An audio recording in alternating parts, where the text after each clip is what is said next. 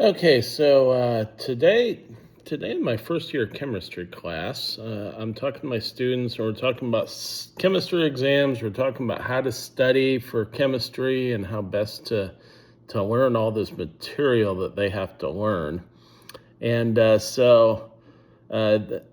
this is my class is between 12 and 2 p.m. So it's before major news of the day that's about ready to hit. So I just kind of start off, and I really don't review my transcripts. I do record my lectures every day, but I don't really review them. But so here's what I told my students today.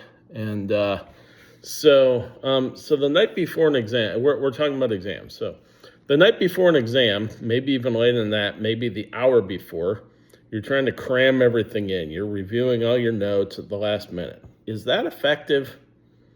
Ask the students a little bit. No, it's not. Why is it not effective? Because you're not retaining anything. You're just staring at your notes, right? So the process of learning takes a little more time than just being exposed to the material and just staring at the material. We don't learn by osmosis. We learn by doing. And if you look at it, let's just look at some performers like Dolly Parton, Taylor Swift, right? Or pick your favorite star. Why are they so good at what they do? Why can Dolly Parton sing so good, and she can make millions? She can even make billions doing that. Do you know how much she practices singing? Yes, I mean, she does have some natural talent. I'll give her that. Definitely, she had some natural talent, but she also practices a lot.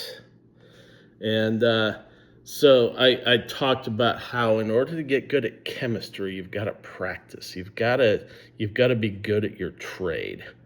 And then 20 minutes later, a student reached out to me during our break and told me that Dolly Parton passed away. And I was just kind of heartbroken. So I played 9 to 5 for the students. And Dolly Parton was just an amazing human being, especially here in Tennessee.